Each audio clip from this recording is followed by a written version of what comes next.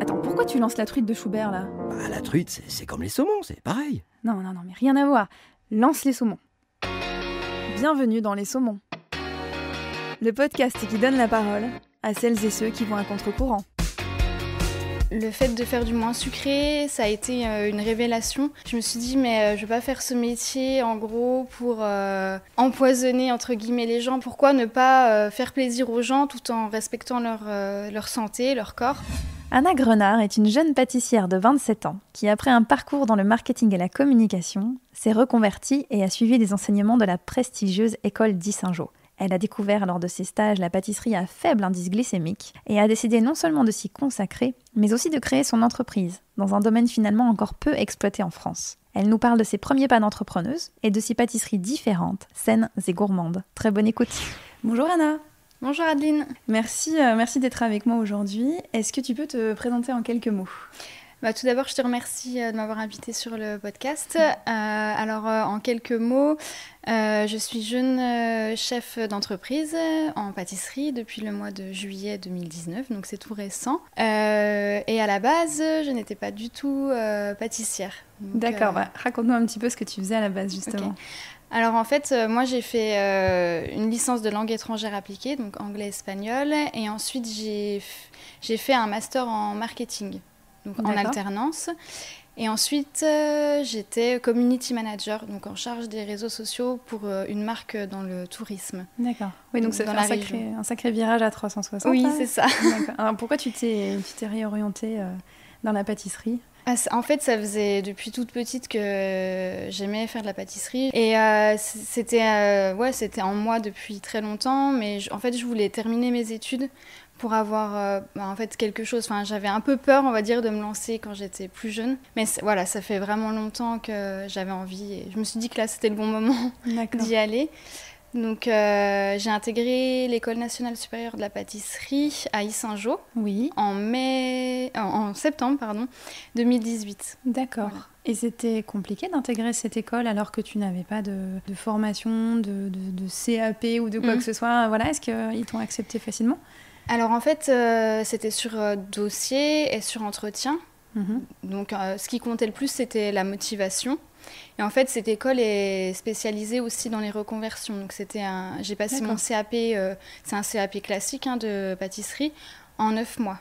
Donc je suis sortie de l'école en mai 2019. D'accord. Et en fait, j'avais toujours repéré cette école. Je voulais vraiment aller dans une des meilleures écoles de France. C'est l'école d'Alain Ducasse et Yves Turiès, donc c'est vrai que ça apporte quand même quelque chose. D'accord.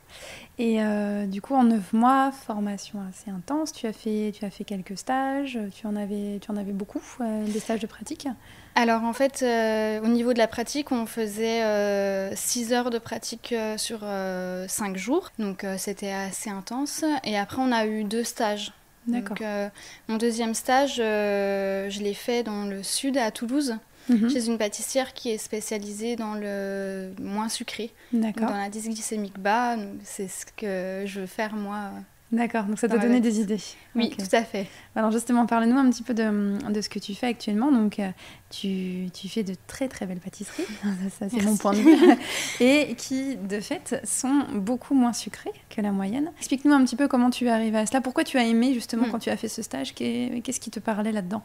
Le fait de faire du moins sucré, ça a été une révélation. Quand j'ai vu un film, en fait c'était Sugarland, que je conseille, et ça a fait un déclic. Je me suis dit, mais je vais pas faire ce métier en gros pour empoisonner entre guillemets les gens, parce qu'on sait que le sucre c'est mauvais pour la santé, quand on en consomme trop. Alors moi je me suis dit, pourquoi ne pas faire plaisir aux gens tout en respectant leur santé, leur corps. Et donc j'ai eu envie de me lancer dans les pâtisseries moins sucrées, donc à indice glycémique faible. L'indice glycémique faible, ce sont des pâtisseries qui ne font pas augmenter brutalement le taux de sucre dans le sang. D'accord. Et cette pâtissière à Toulouse, elle fait ça aussi. Donc voilà, ça m'a donné envie de faire ça. Alors tu utilises des substituts au sucre, comment ça se passe ? Oui, alors j'utilise du sucre de coco, par exemple, du sirop d'agave. Et après, il y a aussi tout ce qui est farine, les huiles aussi. D'accord. Donc par exemple, j'ai lancé ma gamme de cookies à indice glycémique bas. J'utilise des flocons d'avoine aussi qui sont riches en fibres. Donc ça fait baisser l'indice glycémique. Enfin, le fait de baisser l'indice glycémique, c'est une combinaison de plusieurs paramètres. Il n'y a pas qu'une histoire de sucre. Il y a aussi le fait d'utiliser des ingrédients avec plus de fibres, des choses comme ça. Oui, ton fameux cookie qui est un peu... Tu as sorti une sorte de marque, en fait. Enfin, tu le commercialises, voilà, ça s'appelle ça. Gabi. Gabi, oui. Voilà. Donc, c'était en hommage à ma grand-mère, justement, qui s'appelait Gabrielle, et D'accord. avec qui j'ai appris à pâtisser.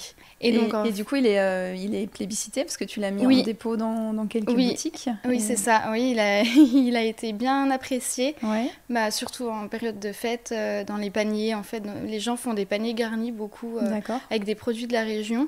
Et c'est vrai qu'il a été bien apprécié, parce que je pense qu'il sort un peu du lot. À Besançon, on n'a pas ce genre de produit. Et même en France, on est très peu à faire ça. Oui. Il y a une boutique à Paris qui fait des pâtisseries à indice glycémique faible, à Toulouse. Et après, c'est encore pas très répandu. C'est pas très répandu, d'accord. Voilà. Donc c'est pour ça. Moi, je pense que la pâtisserie, elle doit évoluer aussi dans ce sens-là. C'est important de suivre ce que les consommateurs attendent aussi maintenant. Est-ce que ça te prend plus de temps de pâtisser comme ça parce que peut-être que les produits sont plus compliqués à travailler ou est-ce que c'est la même chose finalement ? Ça prend plus de temps en recherche et développement. D'accord. Parce que oui, il faut tout tester en fait, parce que le sucre ne va pas réagir pareil, on n'aura pas la même caramélisation. Voilà, c'est des savants dosages. Moi, j'ai beaucoup de livres en fait sur les indices glycémiques bas, sur le diabète, etc. Et en fait, je fais un mix de toutes les recettes que je trouve et je les mets à ma sauce, on va dire. Et là, à partir de janvier, j'aimerais vraiment me lancer à 100% là-dedans. Je vais faire beaucoup de tests pour étendre ma gamme de cookies et faire d'autres recettes, des madeleines, des choses comme ça. Oui, parce que pour l'instant, tu faisais un petit peu les deux. Oui, voilà. Je faisais des pâtisseries classiques. Oui. Pour me faire connaître aussi dans Besançon. Mais moi, à la base, mon but quand j'ai fait cette école, c'était de faire vraiment des pâtisseries moins sucrées. C'était ça. Et du coup, je n'ai pas envie de renoncer à cet objectif. Mais comme ça prend du temps, il faut que je me mette vraiment que là-dedans. C'est pas possible de traiter les commandes et en même temps faire de la recherche et développement. D'accord. Donc finalement, tu vas mettre un petit peu entre parenthèses les commandes pour pouvoir te consacrer pleinement à ça. Oui. Et une journée type, justement, dans ton atelier, c'est quoi ? C'est que tu passes toute ta matinée à faire des essais des petites potions de sorcière. Là, pour le moment, c'est beaucoup les commandes de Noël, donc beaucoup de production. Oui, parce que là, on est au mois de décembre. Oui, c'est ça. Beaucoup de production. Et après, oui, ça sera ça. Je vais faire des tests, goûter, refaire. Voilà. Et à côté de ça, il y aura il y a de l'administratif, bien sûr. La communication qui est importante pour moi. Et après, toute la partie commerciale, donc aller démarcher d'autres boutiques, me faire connaître un peu plus dans Besançon et ailleurs. Et... Est-ce que ça t'aide justement d'avoir eu ton expérience dans le marketing pour faire tout ça ? On parlait de ton logo tout à l'heure qui est très bien fait, qui est très pro. Merci. Et aussi tes packaging, ton cookie Gabi, voilà, c'est vraiment très professionnel. Voilà. Et du coup, là, je me demandais si ça t'avait pas aidé. Si, ça aide beaucoup et d'avoir cette vision, marketing. C'est vrai qu'on me l'a beaucoup dit que le packaging était bien abouti. Oui. Les gens sont surpris en fait parce qu'on a... ils avaient en tête le côté artisanal et ils se sont dit ah oui quand même. Oui. On sent que j'ai fait de la communication et ça m'aide pour les réseaux sociaux. Là, je vais développer mon site internet, donc ça va aussi m'aider parce que je sais gérer un site internet, donc je gagne du temps là-dessus, c'est vrai. Et c'est important de se faire connaître. Après, sur la partie commerciale, aller démarcher des boutiques, c'est un peu plus compliqué pour le moment. Et ça va être ma mission là, des prochains mois. Finalement, comment est-ce que tu trouves l'inspiration ? Donc, tu parlais tout à l'heure de différents livres, de recettes que tu refaisais à ta sauce. Mais est-ce qu'il y a d'autres sources d'inspiration pour toi pour créer tes pâtisseries ? Je vais aussi regarder les pâtisseries classiques, entre guillemets, dans les magazines, sur Pinterest aussi, surtout pour les décorations, en fait. Moi, j'aime bien faire des belles décorations sur mes pâtisseries qui vont être aussi adaptables sur les pâtisseries moins sucrées. Donc, Internet, Instagram, c'est une énorme source d'inspiration. Et après, ce qui est très important aussi, c'est d'aller goûter des pâtisseries dans les boutiques pour connaître en fait les différents parfums, comment on peut les mixer, se faire sa mémoire gustative. D'accord. Oui, c'est le plus important. Enfin, une des choses les plus importantes en pâtisserie, c'est d'avoir ça, c'est de se dire ah tiens, ça peut aller avec ça. Alors finalement, ton cookie Gabi, il est composé de quoi exactement? Tu parlais de flocons d'avoine.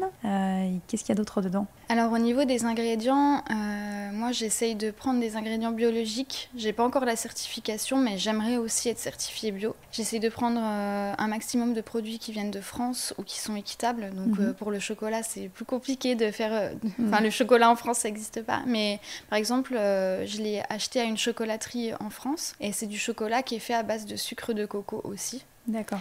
Par exemple, les noix viennent de Grenoble. Je mets aussi des œufs qui viennent de la région, de l'huile d'olive et de l'huile de coco. D'accord. Voilà. Donc, je fais attention aux ingrédients que je choisis. Est-ce qu'il y a un délai de conservation qui est plus faible parce qu'il y a moins de sucre? Je pense pas que ça a un lien, mais non. Non, parce que c'est quand même des produits secs, donc qui sont cuits à 180 degrés. Donc voilà, il n'y a pas de souci au niveau de la conservation. C'est la même chose que les produits sucrés habituels, on va dire. Alors tout à l'heure, tu évoquais tes gâteaux très décorés. Il y en a vraiment de très jolis. Sur ton compte Facebook et sur ton Instagram. Comment tu fais normalement les décorations? Comme ça, on les fait avec de la pâte à sucre, qui est quand même très très très sucrée. Et du coup, par quoi tu remplaces cette pâte à sucre pour pouvoir faire ces décorations? Alors c'est vrai que j'ai fait pas mal de gâteaux avec de la pâte à sucre, parce que j'ai eu des commandes D'accord. qui allaient dans ce sens-là. Mais à la base, moi, c'est pas du tout mon domaine. Je ne suis pas cake designer, comme je dis souvent à mes clients. D'accord. Et mettre de la pâte à sucre sur un entremets, moi, ça me plaît pas forcément, parce que c'est pas le but d'un entremets. Voilà, d'habitude, quand on met de la pâte à sucre, c'est sur des gâteaux plus solides, entre guillemets, avec de la génoise, un type américain. Et en fait, pour remplacer la pâte à sucre, je fais ma propre pâte d'amande, donc à indice glycémique faible.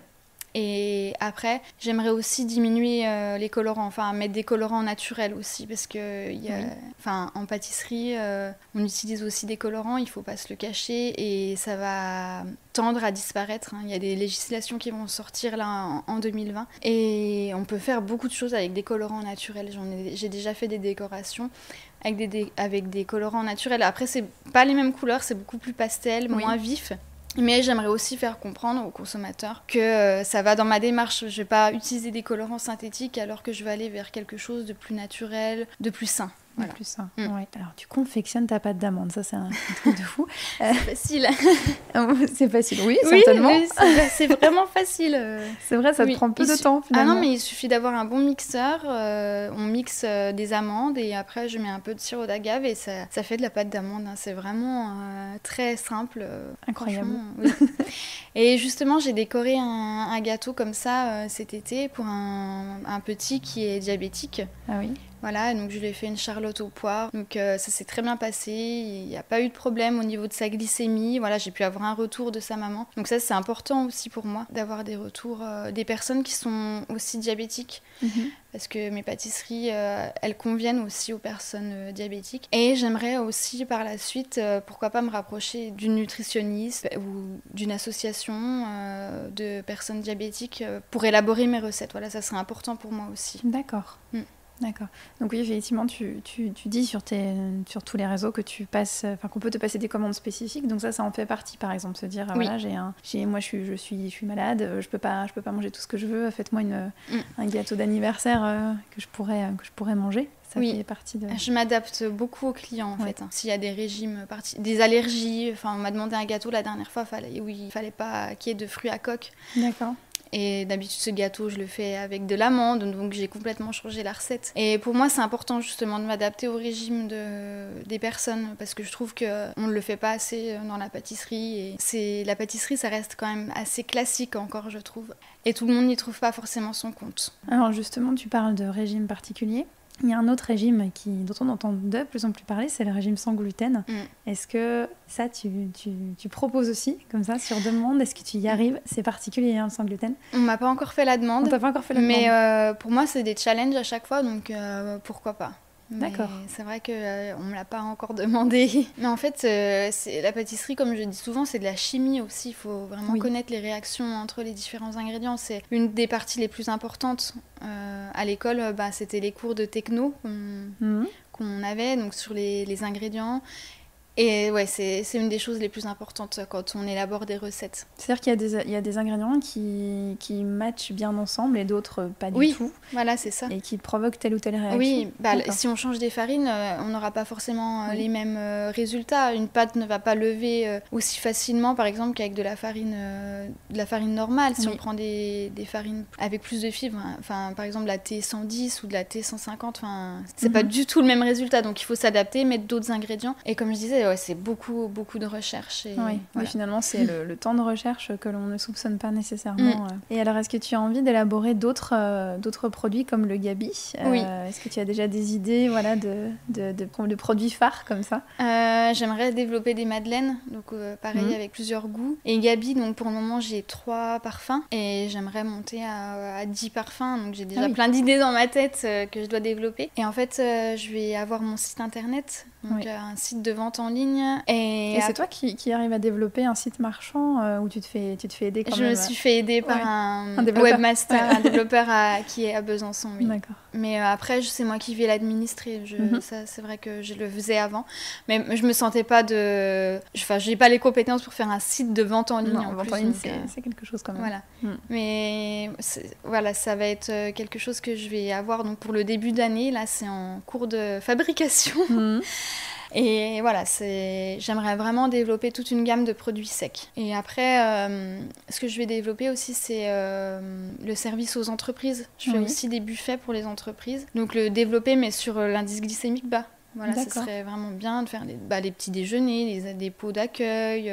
Voilà, j'aime bien travailler aussi avec les entreprises. D'accord. Alors, tu t'es installée tout de suite à ton compte, finalement. Est-ce que c'était justement parce que tu voulais faire des pâtisseries à indice glycémique bas et que tu t'es dit, en fait, je vais le faire toute seule parce que je ne sais pas où le faire? Ou est-ce qu'il y a d'autres raisons?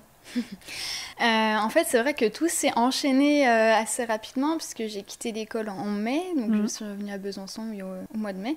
Et moi, depuis toujours, je voulais avoir mon entreprise. Bon, je me suis dit, est-ce que c'est pas trop risqué? Donc j'ai fait un essai en entreprise. Et en fait, non, c'est vraiment plus mon truc, entre guillemets. J'avais envie d'être ma propre patronne, voilà, et avoir beaucoup plus de liberté, oui, justement, pour tester des recettes. Et non, c'était vraiment une volonté de ma part de me lancer directement, même si on a des doutes au début et voilà que tout n'est pas facile quand on se lance.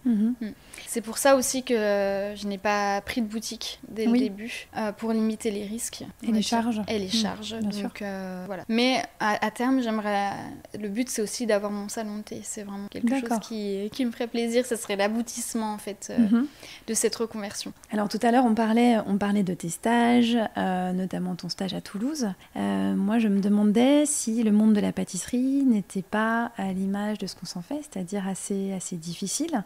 Voilà, comment ça s'est passé pour toi? Qu'est-ce que tu as rencontré comme ambiance à travers tes expériences professionnelles? Alors c'est vrai qu'à Toulouse, j'étais avec une pâtissière, donc on n'était que 2. Donc c'était une ambiance très conviviale. J'avais beaucoup de liberté. Elle me donnait pas mal de responsabilités. Et après, par contre, voilà, je tiens à dire que dans d'autres contextes, la pâtisserie, c'est vrai que ça reste un milieu assez dur, encore très masculin. Voilà, ça je tenais à le dire. Alors que pourtant, dans les écoles, il y a beaucoup de filles. Donc je pense que c'est la nouvelle génération qui est en train d'arriver, qui est en train d'émerger. Mais en fait, ouais, c'est un milieu qui est compliqué. Il y a énormément d'heures de travail. Oui, ça peut être décourageant d'ailleurs. Oui, ça peut être décourageant. Ça demande beaucoup d'énergie physique. Et ouais, c'est pas forcément quelque chose que le client voit. Mais je pense qu'il y a des très forts lobbies dans la pâtisserie et que certaines choses ne se disent pas. D'accord, à ce point-là, oui. Ouais. Ah oui. Ouais, je pense que c'est un milieu qui reste encore très... Enfin, on voit que la partie émergée de l'iceberg, à mon avis. D'accord. Pour l'avoir vu de l'intérieur, et je trouve ça un peu dommage qu'on ne dise pas tout ce qui se passe en fait dans les labos. Donc finalement, tu as dû quand même un petit peu prendre un peu de courage et puis t'accrocher pour aller jusqu'au bout quand même. Il n'y a pas eu que des expériences. Oui, tout à fait. Ouais. Après, ça sert toujours aussi, les expériences qui sont un peu plus négatives. Voilà, j'ai ressorti du positif. Après, je dis pas que c'est pareil partout, mais je pense que quand même, il y a certains labos où le personnel est exploité, j'ai pas peur de le dire. Et que ça, le client, il voit la beauté des pâtisseries, mais il voit pas forcément que derrière, c'est des petits apprentis qui font leur pâtisserie. Et voilà, moi je trouve ça dommage. Mais d'où l'intérêt, du coup, en tant que consommateur, de choisir aussi auprès de qui on achète ces pâtisseries ou tout produit. Tout à fait, exactement. Oui. Et c'est intéressant d'aller vers des petits artisans qui travaillent bien, quoi, en tout cas, avec un peu d'humanité, quoi. Oui, c'est vrai. Après, je sais pas à Paris, etc., comment ça se passe, mais je sais qu'il y a des grandes maisons où ça se passe très bien. Oui. Enfin, oui, voilà, aussi, heureusement. Heureusement. Ah oui, heureusement, parce que sinon ça serait compliqué. Mais j'encourage quand même toutes les filles qui se demandent si c'est pas un milieu trop dur, trop masculin. Non, il faut y aller, il faut justement que ça change et qu'il y ait plus de femmes dans ce monde. À Besançon, on est 3 femmes à être pâtissières. Ah oui. Donc ça serait bien que ça change un peu, quoi. Et vous êtes toutes les 3 à votre compte Oui, toute oui, indépendance. tout à D'accord. fait. Après, je connais pas toutes les pâtissières. Non. Dans le sens où il y a peut-être d'autres pâtissières, mais c'est vrai que on était beaucoup de filles à l'école, donc c'est bien. J'ai eu une copine aussi qui s'est lancée donc sur le Odoo, aussi à son compte, donc voilà. D'accord. Du coup, comment est-ce qu'on peut te trouver pour te passer des commandes ? Alors pour le moment, sur les réseaux sociaux, par exemple sur Facebook, c'est anna-pâtisserie.besançon, ou sur Instagram, Anna_pâtisserie. Et donc à partir de janvier, on pourra me trouver sur mon site internet aussi. Et pour les gens qui sont de Besançon, du coup, on trouve ton cookie à quel endroit ? Alors mes cookies sont disponibles au magasin Doux Direct, donc Place Pasteur au centre-ville pour le moment. D'accord. Merci beaucoup Anna. Merci à toi Adeline.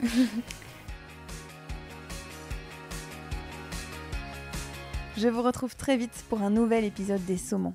Si vous aimez ce podcast, n'hésitez pas à le réécouter, le partager et à lui attribuer quelques étoiles. J'en profite également pour remercier Cyril à la bouvette, grâce à qui ces enregistrements sont possibles. À très bientôt et merci.